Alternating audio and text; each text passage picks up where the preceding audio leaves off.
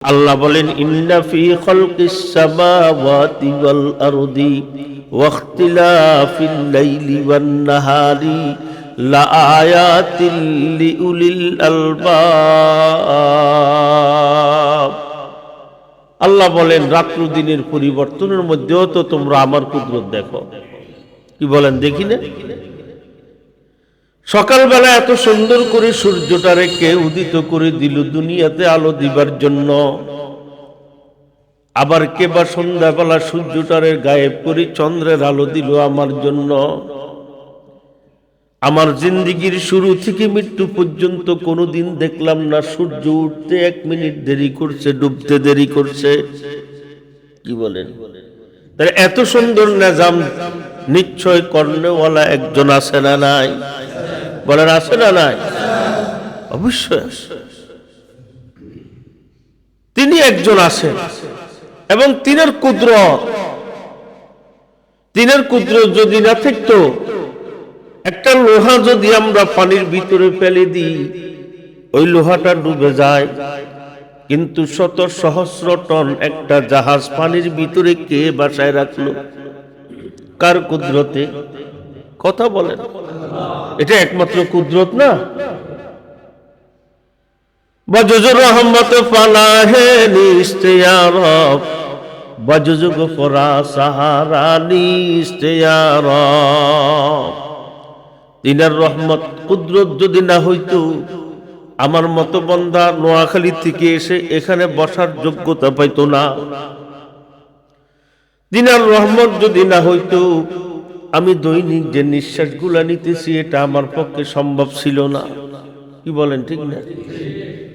আমি হইছি ছোট, কোন ডাক্তারের কাছে নে নাই আমার মা, বাবাই নে নাই যে আমার ছেলেটা এত ছোট কেন হইল, ডাক্তার ওষুধ দেন সে যেন বড় হয়ে যায়।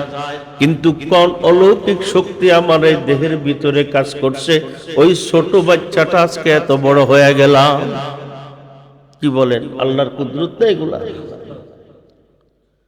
তাহলে আল্লাহর উপর পরিপূর্ণ বিশ্বাস রাখা, আল্লাহ সব কিছু কর্নেওয়ালা জাত, এটার উপরে পরিপূর্ণ বিশ্বাস স্থাপন করা যে আল্লাহ করতে পারেন, যেটা চান সেটা করতে পারেন আল্লাহ।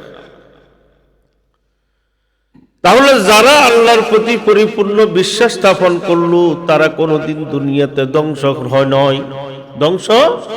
নয়। তাহলে 4টা জিনিসের ভিতরে 1 নম্বর হলো ঈমান। আর ঈমান কাকে বলে? মৌলিক 6টি জিনিসের প্রতি বিশ্বাস স্থাপন করার নাম হলো কি? ঈমান। তার মধ্যে 1 নম্বর হলো আল্লাহর প্রতি পরিপূর্ণ আস্থা আনা। 2 নম্বর হলো সকল ফেরেশতাদের প্রতি পরিপূর্ণ আস্থা আনা। আমরা আমাদের নজরে দেখি না, আল্লাহর এমন কিছু মাখলুক আছে যেগুলার নাম হলো ফেরেশতা। আল্লাহ যারা যে কাজের জন্য বানাইছেন, জন্মের পর থেকে কিয়ামত পর্যন্ত তিনি তার দায়িত্ব পালন করেন। জিন্দিগিতে কোনোদিন গুনাহ করেন নাই, খাওয়ার কোনো প্রয়োজন তার হয় নাই। আল্লাহ তার যে কাজের জন্য বানাইছেন ওই কাজের মধ্যে নিয়োজিত আছেন। এরকম এক শ্রেণীর মাখলুক আল্লাহর আছে না নাই? তাদের নাম কি? ফেরেশতা। তাদের নাম কি? ফেরেশতা। তাহলে 2 নম্বর পরিপূর্ণ ঈমানদার হওয়ার জন্য যে 6টি মৌলিক বিষয়ের উপর ঈমান আনতে হবে, তার মধ্যে 2 নম্বর হলো সমস্ত ফেরেশতাদের প্রতি ঈমান আনা। ফেরেশতাদের আছে এ কথা সত্য, ফেরেশতাদের আল্লাহ বানাইছে এ কথার প্রতি 100% ইয়াকিন আনা, ঈমান আনা। আল্লাহর প্রতি যেরকম ঈমান আনছি ফেরেশতাদের প্রতিও একই রকম ঈমান আনা। 3 নম্বর হলো আসমানি সকল কিতাবের উপর ঈমান আনা। আসমানি কিতাবগুলোর উপরে কি আনা? আসমানি কিতাব তৌরাত, জবুর, ইনজিল, কোরআন, এছাড়াও আরো আসমানি কিতাব আছে। মোট আসমানি কিতাব 130 খানা। তবে সবগুলো কিতাব নয়, ওখানের মধ্যে কিছু সহিফা আছে, পরিপূর্ণ কিতাব হলো চারটা।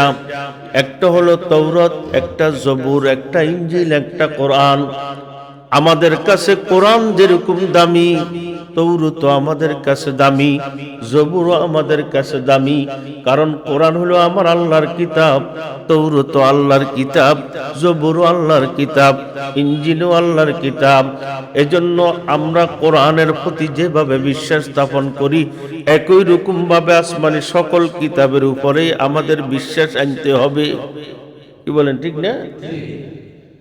তাহলে 1 নম্বর আল্লাহর প্রতি বিশ্বাস স্থাপন করা, 2 নম্বর ফেরেশতাদের প্রতি বিশ্বাস স্থাপন করা, 3 নম্বরে আসমানি কিতাবের প্রতি বিশ্বাস স্থাপন করা, 4 নম্বরে ভালো মন্দ তাকদীরের উপর বিশ্বাস স্থাপন করা।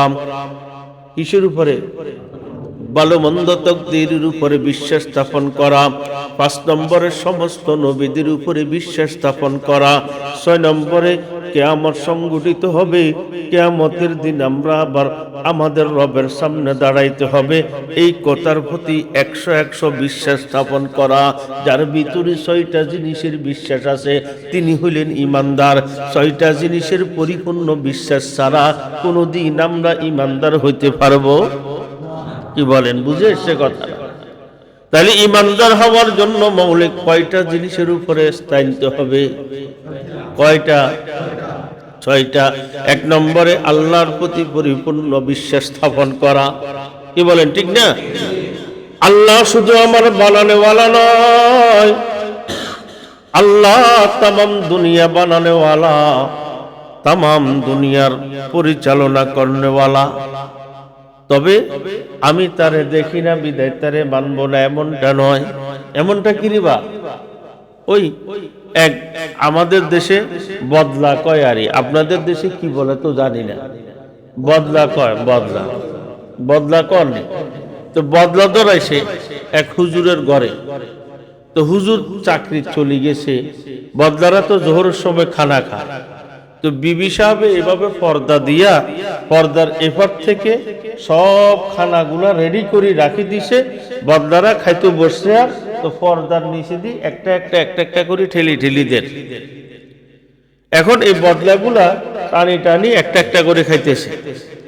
খাওয়ার পরে বিকেল বেলা যাইয়া গপ মারতেছে দোকানে, বাপরে অমুকে বিদেশের তুল কি পর্দা আনছে, পর্দার নিচে দিয়ে ভাতও বাইর হয়, তরকারিও বাইর হয়, গোস্তও বাইর হয়, ওমার ডাইলও তো বাইর হয়। কথাটা বুঝছেন? অন্তমানের মানুষ বেগুন শুনি আশ্চর্য হয়ে গেছে, কি রে বা, এরকম একটা পর্দা 1 কোটি টাকা দিয়ে কিনলেও তো আজীবনের কষ্ট শেষ হয়ে গেছে। কি করেন রে বা, এরকম একটা পর্দা যদি 1 কোটি টাকা হয়, তবু তো আমি কিনলে আমার জীবনের সব কষ্ট শেষ।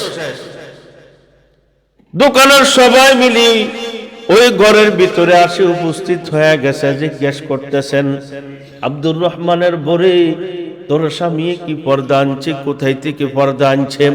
পর্দা থেকে যদি বুঝি ভাত বাইর হয়, তরকারি বাইর হয়। আব্দুর রহমানের বত আশ্চর্য হয়ে গেলেন, কি বলেন চাচা? কয় আমরা কেমনে জানি তোগো বদলাগুলা না? কয় আব্দুর রহমানের বয়ে কয়, ও চাচা এই বদলাগুলো হইল বেকুব, ওরা শুধু পর্দা দেখছে, পর্দার ভিতরে যে আমি সুন্দর করি পাক করি নাল করি পর্দার নিচে দিয়ে তাদের কাছে পৌঁছে দেখছি, ওরা তো আমারে দেখে না। ঠিক আমরা তো দেখতেছি গাছে আমাদের জন্য আমদের, গাছে কাঁঠাল দের, জমিনে ফসল দের, পুকুরে মাছ দের, গাবিয়ে দুধ দের, কিন্তু এগুলার পিছনে কারিগরি করলেওয়ালা একজন আছে, আমরা তো তারে দেখি না। কথা বলেন, ঠিক না? এগুলো তো এমনি হয় না, এগুলোর পিছনে একজন কারিগরি করলেওয়ালা আসেনি, বলেন না? শামস কমর সুরখ জমি अंजुम अख्तर दस्त जिबल वादी सहरा ও समंदर मोर मुल्क दाम दरु तैर कबूतर शाम शहर जुल्मत जु अहमर अस्फर गुलजार गुलू बुर्ग शजर किसने बनाया तालिब मायूसी का हो ये सब जिसने बनाया সকাল বেলা দূর আকাশে কে বা জ্বালায় আলো বিকাল বেলা দরা থেকে কেবা ছড়ায় কালো, এত শোভা কেবা দিল হরেক রকম ফুলে, সূর্য কেন যায় না তার চলার পথটি ভুলে, এই দুনিয়ায় মানুষগুলো কে পাঠালো ভাই, তার চেয়ে আপন দাতা ত্রিভুবনে নাই, ফুলগুলো সব হরেক রকম পাতা কেন সবুজ, হেদায়েতের আলো পেয়েও মানুষ কেন অবুঝ, ডিমগুলো সব হরেক রকম পার্থক্য নাই মোটে, সাদা কালো পায়রা গুলো কেমন করি ফুটে, কি কারণে মানব মাথায় প্রশ্ন জাগে সদা, এত কিছুর মালিক যিনি তিনি মোদের খোদা। কি বলেন ঠিক না? তিনি তো আমাদের।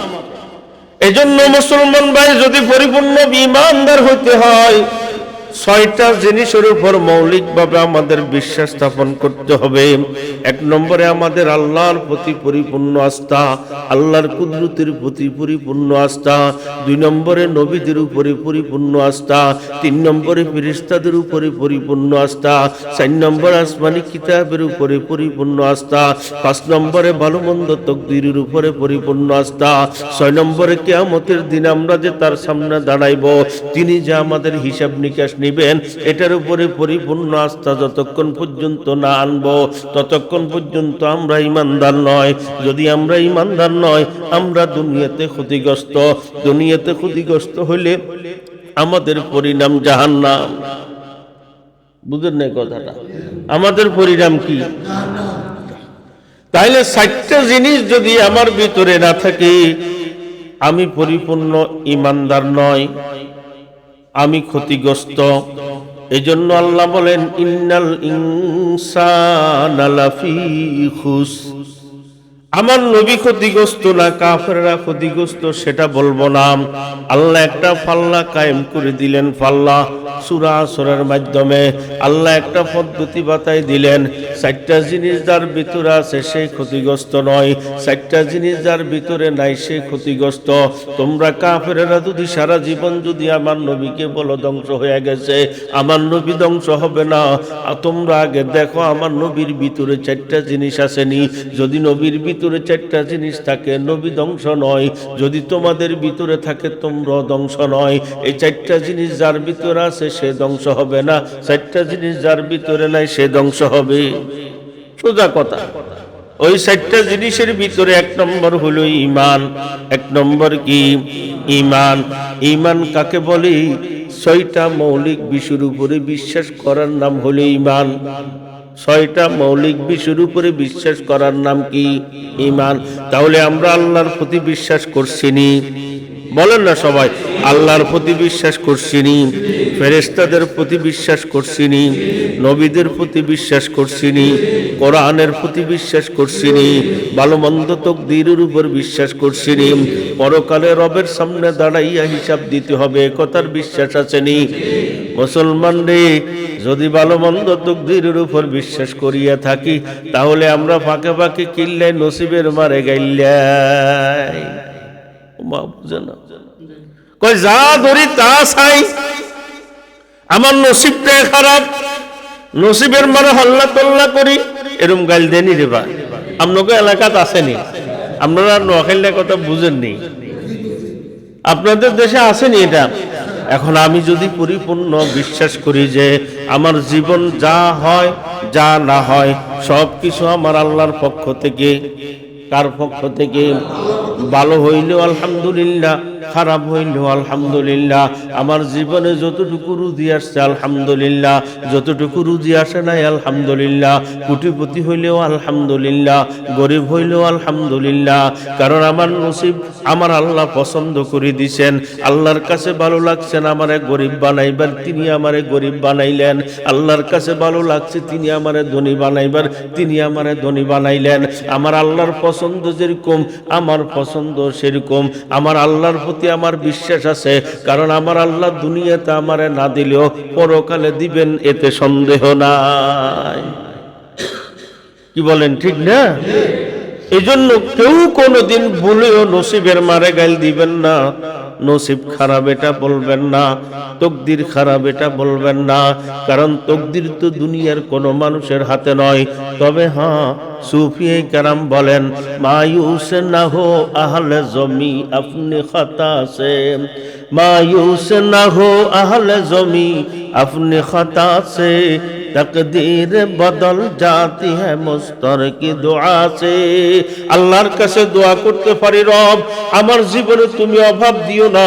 আমি তো জানি না আমার জীবনটাকে তুমি কেমন করে সাজাইছো, আমি তো জানি না আমার জীবনে সুখ দুঃখ তুমি কতটুকু দিছ, আমি তো জানি না আমার জীবনে রুজি রোজগারের ব্যবস্থা তুমি কেমন করছো। কারণ তুমি যখন আমার নিয়ে ভাবলা তখন আমার অস্তিত্বই ছিল না। আমি দুনিয়াতে আসার 50,000 বছর আগে তুমি আমি বন্দারে নিয়ে ভাবছ, 50,000 বছর আগে তুমি আমার রিজিক লিপিবদ্ধ করছ, 50,000 বছর আগে আমি দুনিয়াতে কতদিন থাকবো সেটা লেখছ, কত নিঃশ্বাস নিব সেটা লেখছ। রব রে, ও রব, যে বন্দা এখনো দুনিয়াতে আসতে অনেক দেরি, ওই বন্দার কথা তুমি আগে ভাবে নিছ, তাহলে বন্দার আপন তোমার চাইতে দুনিয়াতে আর কেউ নাই। কথা বলেন না?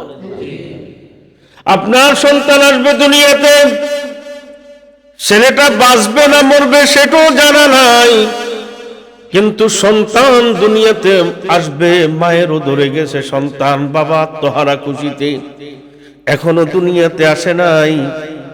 বাবা বিভিন্ন জায়গায় যায় মিষ্টি বিতরণ করে, বাচ্চা আসার সম্ভাবনা আছে, মনে মনে কত প্ল্যান প্রোগ্রাম করে। কেন করে? বাচ্চার প্রতি মোহাব্বতের কারণে, বাচ্চা দুনিয়াতে আসলে যাতে কষ্ট করতে না হয়, এই জন্য বাবা বাচ্চা আসার 10 মাস আগ থেকে ভাবি চিন্তে নেই, বাচ্চা 10 মাস আগ থেকে বাচ্চার ব্যাপারে ভাবে। বাচ্চা একজন আসবে, বাবা ভাবে 10 বছর 10 মাস আগ থেকে। আল্লাহ দুনিয়া সাজাইলেন, 1000 কোটি মানুষ দুনিয়াতে আসবেন, একজন বাচ্চার জন্য যদি 10 মাস আগ থেকে বাবা আরম্ভ হয়, তাহলে 1000 কোটি মানুষের জন্য কতশো বছর আগে বাবার দরকার। এটাই আমার আল্লাহ করছেন, 50,000 বছর আগে আমার জন্য সব লিপিবদ্ধ করছেন। এখন তিনি যেটা চাইবেন ওইটাই হবে, আমি যেটা চাবো এটা হবে না। এটার প্রতি বিশ্বাস করলেই তো তকদিরের প্রতি বিশ্বাস হবে। যদি এটার প্রতি বিশ্বাস করতে না পারেন, তাহলে তকদিরের প্রতি বিশ্বাস হবে না। তকদিরের প্রতি বিশ্বাস না হলে 6টা বিষয়ের উপর বিশ্বাস হবে না। 6টা বিষয়ের উপর বিশ্বাস না হলে আমি ইমানদার হইতে পারবো না। কিরে বা, এই 6টা থেকে একটাও যদি আমার থেকে ছুটে আমি ইমানদার হইতে পারবো নি? বলেন না রে বা, পারবে? এরপরে কোরআনের প্রতি পরিপূর্ণ আস্থা, পরিপূর্ণ বিশ্বাস আমার করা লাগবে কি লাগবে না? বলেন না কেন? কোরআনের প্রতি পরিপূর্ণ বিশ্বাস, আসমানি কিতাবের উপর পরিপূর্ণ বিশ্বাস। এ কথার অর্থ কি আমার ভাই? এই কোরআনের ভিতরে 6,666 আয়াত আছে, 114টি সূরা আছে, 114টি সূরার ভিতরে 6,666টি আয়াতের ভিতরে আল্লাহ যা আদেশ করছেন এটা আমাকে মানতে হবে, আল্লাহ যা নিষেধ করছেন এটা পরিহার করতে হবে। আল্লাহর প্রতিটি আয়াত আমাকে মানা লাগবে, যেটা নিষেধ করছেন সেটা পরিহার করা লাগবে। যদি সব আয়াতগুলা মাননেওয়ালা হই, তাহলে আমি কোরআন মাননেওয়ালা হব। ঠিক না রে বা? এখন আল্লাহ আমারে কোরআনের ভিতরে বললেন, বান্দা তুমি নামাজ পড়ো, নামাজ পড়ো, নামাজ পড়ো। আমি নামাজ পড়ি না, বলেন না আমি কোরআন মানলাম নি। বুঝেন না কথাটা? বলেন আমি কোরআন মানলাম নি। কোরআনে কইল, বান্দা আকিমুস সালাত, তুমি নামাজ পড়ো। আমি নামাজ পড়লাম না, আমি কোরআন মানলাম না। কোরআনে বলল, ওয়ালা ইয়াগতাব বা'দুকুম বা'দা আইয়ুহিব্বু আহাদুকুম আন ইয়াকুলা লাহমা আখিহি মাইতান ফাকারিহতুমু। কোরআন বলল, তোমরা আপসের ভিতরে একজন একজনের গীবত শিকায়ত করিও না, কিন্তু আমরা করতেছি। তাহলে কোরআন যা আদেশ করছে আমরা কি মানি এগুলা? বলেন মানি? তো না মানলে কোরআনের প্রতি বিশ্বাস কইল নি রে বা? আচ্ছা যাই হোক, সময় কম, কথাটা ভালো করে দিল দিয়া বুঝবেন। চারটা জিনিস আমাদের জীবনে লাগবে। এক নম্বরে ঈমান লাগবে, ঈমান। এখন আমরা ছয়টা মৌলিক বিষয়ের উপর বিশ্বাস করি, ঈমান আনলাম, কিন্তু আমাদের ঈমানটা দুর্বল হয়ে গেছে, সতেজ নয়। কি হয়ে গেছে বলেন? দুর্বল ঈমান হয়ে গেছে আমাদের, সতেজ ঈমান নয়। দেখেন না, যে ঈমান আমারে ফজরের সময় মসজিদে আনতে পারে না, যে ঈমান আমার থেকে মিথ্যা ছড়াইতে পারে না, যে ঈমান আমারে সুদ থেকে বাঁচাইতে পারে না, যে ঈমান আমারে আল্লাহু আকবার আল্লাহর নাফরমানি থেকে বাঁচাইতে পারে না, ওই ঈমান দুর্বল না সতেজ? বলেন, দুর্বল না সতেজ? এখন এই ঈমানকে সতেজ করার জন্য দ্বিতীয় নম্বরে নেক আমলের দরকার। কিসের দরকার বলেন? ওই চারটা মৌলিক বিষয়, চারটা জিনিস, যে চারটা জিনিস আমার ভিতরে থাকলে আমি ক্ষতিগ্রস্ত নই, ওই চারটার ভিতরে এক নম্বর হলো আমার ঈমান থাকা লাগবে। দুই নম্বর হলো ঈমানকে মজবুত করার জন্য নেক আমল লাগবে, নেক আমল। বন্ধুরা, নেক আমল কাকে বলে? আল্লাহ যা আদেশ করছেন এগুলা মানা, আল্লাহ যা নিষেধ করছেন এগুলা পরিহার করা, এটার নাম হইল নেক আমল। শুধু নামাজ নয়, শুধু জিকির নয়, এক কথায় আল্লাহ পাক যা আদেশ করছেন সবগুলা মানা, আল্লাহ যা নিষেধ করছেন সবগুলা পরিহার করা, এরই নাম হইল নেক আমল। কথা বলে না, ঠিক না? এরই নাম কি? আল্লাহ যা আদেশ করছে এগুলা মানা, যা নিষেধ করছে এগুলো পরিহার করা, এর নাম হইল কি? নেক আমল। এর নাম হইল নেক আমল। এই নেক আমল যত বেশি করব আমার ঈমানের পাওয়ার বাড়বে, ঈমান মজবুত হবে। তবে নেক আমলের ভিতরে আমি কতটুকু ঈমানকে পাওয়ার দিতে চাই, কারণ সব আমলের পাওয়ার বরাবর নয়। নেক আমলের ভিতরে সবচাইতে পাওয়ারফুল আমল হইল নামাজ। কি বলে? পাওয়ারফুল আমল হইল কি? নামাজ। পাওয়ারফুল আমল হইল নামাজ। এই জন্য আমার ভাইরা, ইমানদার যে বলে আমি আল্লাহকে বিশ্বাস করলাম, ফেরেশতাদেরকে বিশ্বাস করলাম, নবী রাসূল বিশ্বাস করলাম, কিয়ামত বিশ্বাস করলাম, আমার ভালো মন্দ নসিব বিশ্বাস করলাম, ওই লোক যদি নামাজ না পড়ে তার এই কথার কোনো প্রমাণ নাই।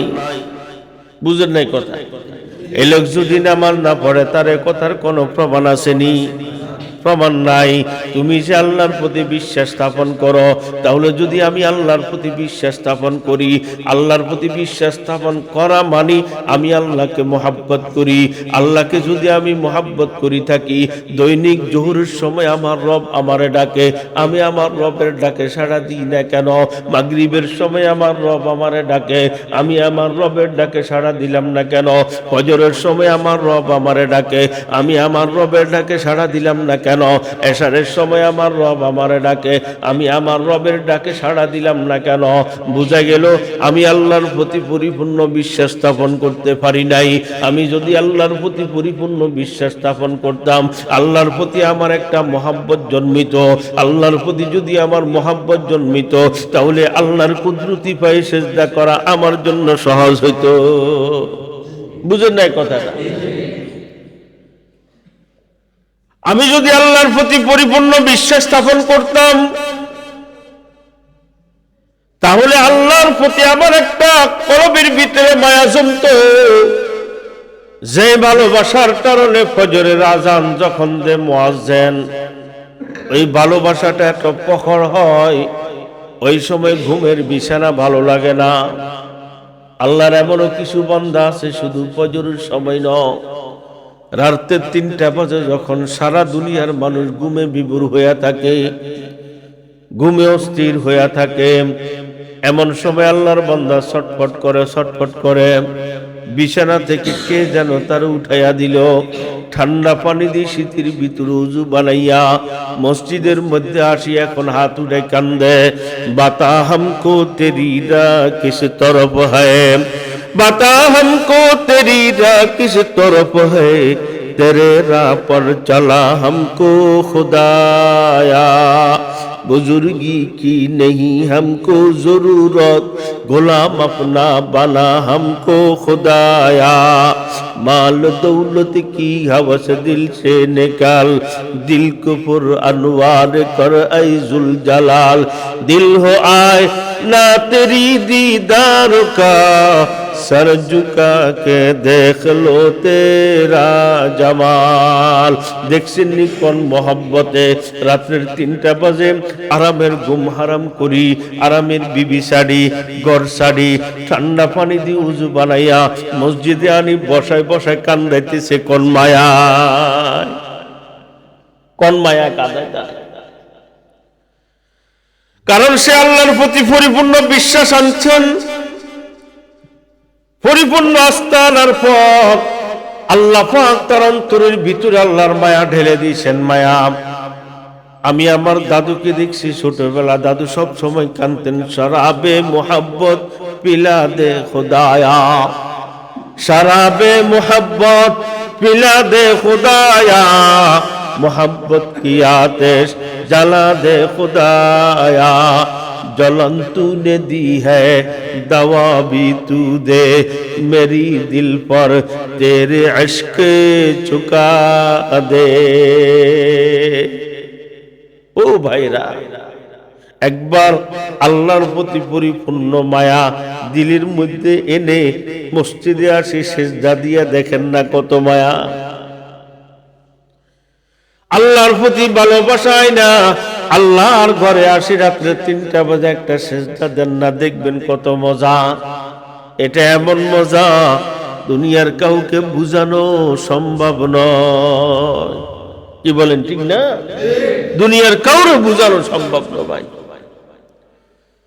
এজন্য ঈমানকে যদি আমি পরিপূর্ণ করতে হয়, ঈমানকে যদি আমি পাওয়ার দিতে হয়, ঈমান যদি শক্তিশালী করতে হয়, তাহলে ঈমানের সাথে সাথে নেক আমলের প্রয়োজন আছে না নাই? বলেন, নেক আমলের প্রয়োজন আছে না নাই? নেক আমলের মধ্যে পাওয়ারফুল আমল হলো নামাজ, এরপরে হলো কোরআন তেলাওয়াত, এরপরে আল্লাহর জিকির, আল্লাহর জিকির কোরআন তেলাওয়াত, এরপরে নামাজ। নামাজের দ্বারাই বন্দার যে অহংকারী ভাব আছে এটা চলে যায়, আল্লাহর জিকিরের দ্বারাই অন্তরে যে গুনার মরিচা পড়ছে সেটা চলে যায়, কোরআন তেলাওয়াতের দ্বারাই মনটা আল্লাহ নরম করে দেন।